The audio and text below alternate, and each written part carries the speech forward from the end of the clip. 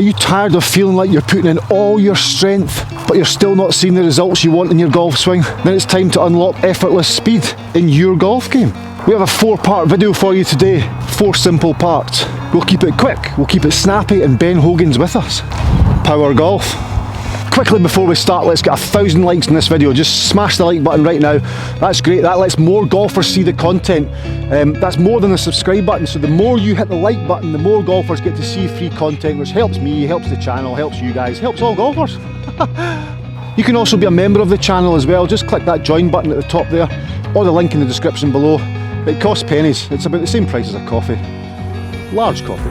Okay, so to unlock effortless power in your golf swing, which is the aim of today's video, Mr. Hogan in Power Golf says, I've split this small section into 4 pieces. Mr. Hogan says, the first movement in the downswing is the turning of the left hip to the left. Forget about the arms, hands, shoulders and club at the moment and start the hips turning, led by the left hip. The first movement in the downswing is the turning of the left hip to the left. The turning of the left hip to the left. So, turning the left hip to the left. So obviously turning that hip to target and behind. He says turning it to the left, so does that mean down the line I'm turning it left behind me? Or does it mean I'm turning it to the target in a left fashion and then behind? I think it's a lateral rotation, so I think it's a bit of both. So I think Mr. Hogan's suggesting from the top of the swing, we move the left hip to target and then behind. Now what's the advantage? How's that going to give us effortless power? What is the advantage of getting the left hip out of the way first? Why would he suggest that's what we have to do? Well, the second part, Ben says, when the hips are turned to the left, there'll be enough lateral movement to put your weight on your left foot. So when the hips are turned to the left, there will be enough lateral movement to put the weight on the left foot. So the lateral is going to happen by just turning my hips left of my intended target. I think that's what he's saying there. Unless, of course, there is a conscious effort to hold back weight on the right foot, which is wrong.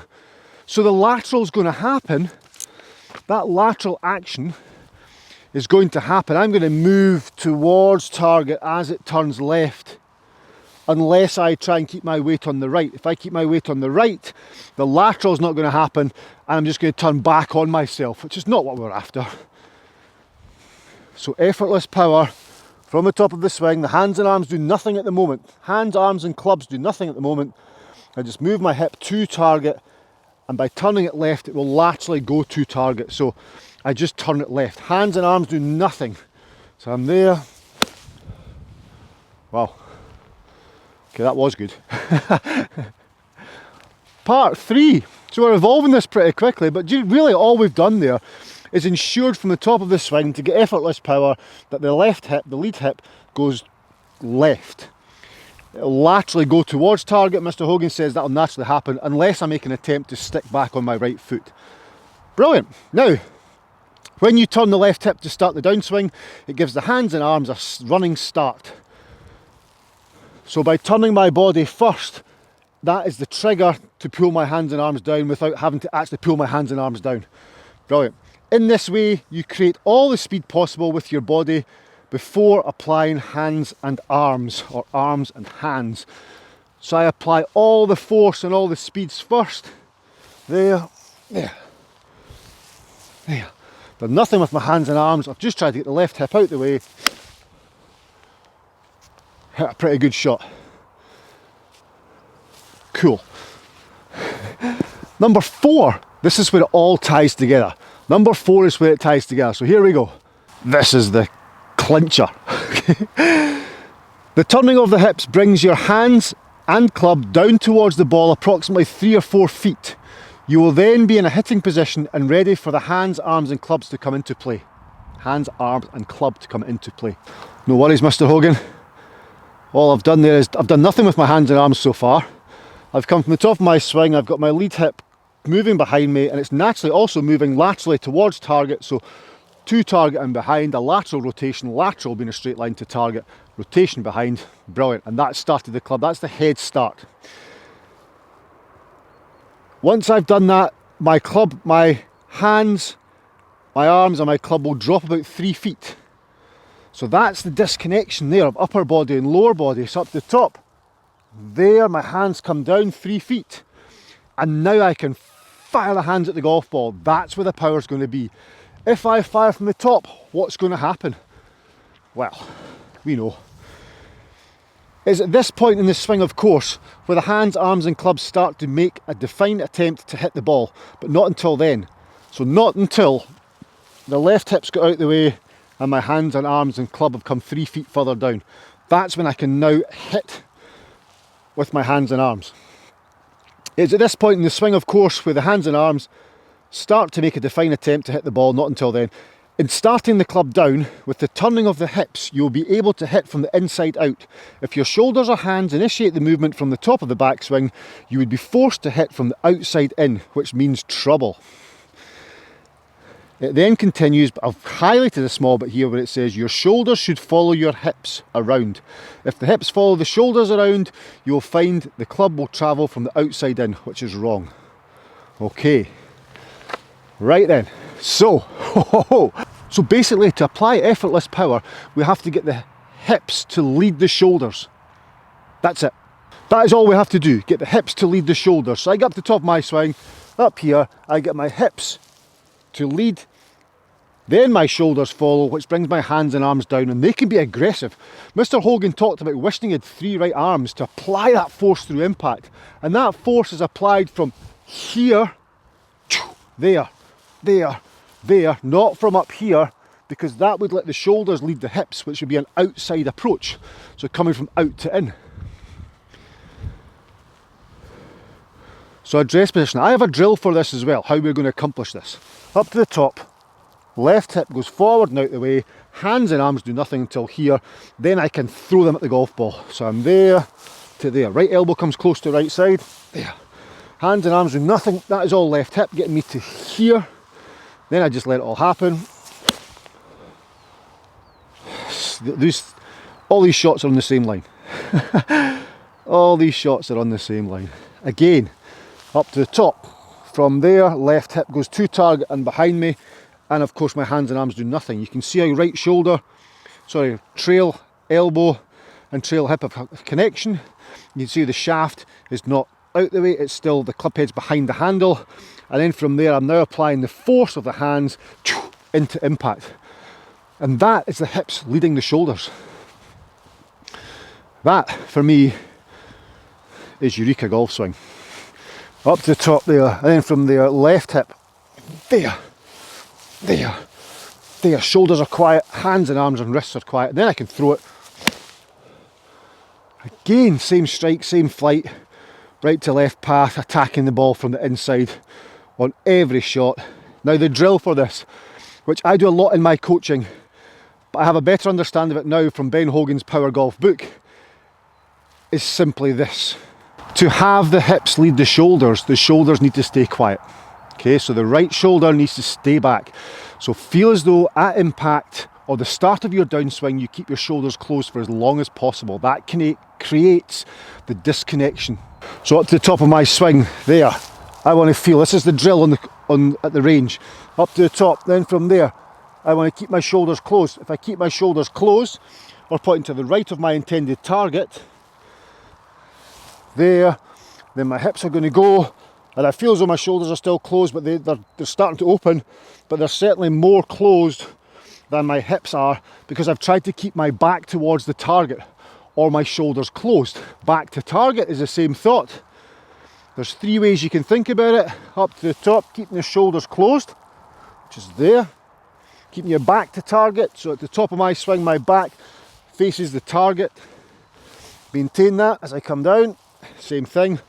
Or I think chest behind the golf ball. So if I pointed my chest towards this golf ball at the top of my backswing there, and I leave it there, I feel as though it's still pointing back this way. Same thing as the other 2 I've just mentioned.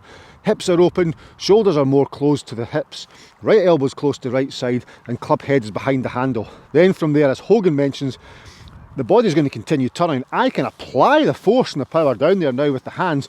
From here, because the body's done its thing, I can now apply it, and of course, it's going to be an in to out path. Wow. That was a lot of talking. I think shoulders closed. My thought is shoulders closed, which is more of a feel than a visual. But I just think, keep my shoulders closed. Keep my shoulders closed as those hips open. My hands and club and arms come down 3 feet. Again, that's the same flight every time. You'll see from the face on camera here how my body's opening up. I'm there, really opening up. Bottom half. From this view now you'll be able to see when I take my address position. Of course my feet are open for EUREKA golf swing, which encourages this move. I'm going to be there coming into impact. Belt buckle to target coming into impact. Shoulders relatively closed or in line with target or close to target slightly in relation to an open hip position. And that's what's brought the club down for the first 3 feet of its journey according to Mr. Hogan. I don't think it's quite as much as that. But you've got to remember Hogan was writing through feel. Look at that, just that little pump there. And then there you add the speed with the hands. Woohoo! I'm going to just keep hitting these all day. But yeah, back in the day, you think about Hogan. Hogan was talking about, he certainly mentioned that, or what he did mention, there was no TrackMan technology or anything to back that up. You know, so everything he talks about is feel. What's his name? Mo Norman talked about his vertical drop. He visualised taking the club back 3 feet before it came off the ground or something ridiculous like that. That never happened. That's how he felt. That's what it felt like to him. And feeling real is very different, but he's written about what he feels. And then you look back at TrackMan technology and visual analysis now, that's not the case. Hogan felt as though from there, the left hip turned behind him or turning to the left, brought the hands and the arms and the club down 3 feet. Now that's not 3 feet. But that's what he felt. There. Okay, hit that one a little bit heavy, but the angle of attack was shallow because I've come from the inside. I'm just going to quickly read that out again. Just the 4 paragraphs in one go, just to get this in the head before we hit the shot. The first movement in the downswing is the turning of the left hip to the left. Forget about your arms, hands and shoulders and club at the moment and start the hips turning led by the left hip. Forget about the hands and arms. Start your downswing. Forget it. Number 2, when the hips are turned to the left, there will be enough lateral movement to put your weight onto your left foot, unless of course there's a conscious effort to hold back weight on the right foot, which is wrong. So the lateral motion, the lateral sliding to before the turning left will naturally happen unless you try and keep your weight back on the right, which is helping the ball in the air. Don't do that. Number 3, when you turn the left hip to start the downswing, it gives the hands and arms a running start. So from the top there, we've given the hands and arms a start already. So they don't have to do anything, they've got a running start. In this way, you create all the speed possible with your body before applying the arms and hands. So all the speed's applied already. And then you can add even with the body. And then of course, that throw out action of the hands gets thrown in there. So you're adding more effortless power. And finally, the largest paragraph of them all, the turning of the hips brings the hands and club down towards the ball approximately 3 or 4 feet. Okay. You will then be in the hitting position and ready for the hands, arms and club to come into play. It's at this point in the swing, of course, where the hands, arms and club start to make a definite attempt to hit the ball, but not until then. So the hands and arms do hit at the golf ball, but not until the body's done its thing. Then the hands and arms hit at the golf ball, which is your shoulders catching up. If the shoulders or hands initiate the movement from the top of the backswing, you'll be forced to hit from the outside in, which means trouble. So if we get the hips to lead the shoulders, hips first, shoulders second, we'll hit from the inside all the time. If we get to the top and lead shoulders first, hips second, we're going to be out to in, hitting from the outside of the golf ball. But it's really, really good, isn't it? I mean, all he's thought about there is the hips go, shoulders follow, hands and arms do nothing until we get into the impact zone. Then they can be fired at the golf ball, and that's where you get more effortless power from. I mentioned it as effortless power, it's effortless speed. The speed comes from the hands and arms because the body's giving them that head start, that free ride. From there, the hands and arms have done nothing, but they're already travelling fast because the body, the large muscles have done their thing. So there, then from there the hands come into play. It's just pure straight 8 iron ball. It's page 38, Power Golf. Okay, I thoroughly enjoyed making that video. I love the Hogan stuff. That book's really, really good. I'm not sure if that was written before his 5 fundamentals. I think it probably was. It's early 50s. So thanks for watching. If you've enjoyed today's content, which I'm sure you have, please tell me you have. Please hit the like button. The like button's a major thing for me. Obviously subscribe as well, and check out my website, eurekagolfswing.com. I'll see you there, and I'll see you in my next video. Bye bye.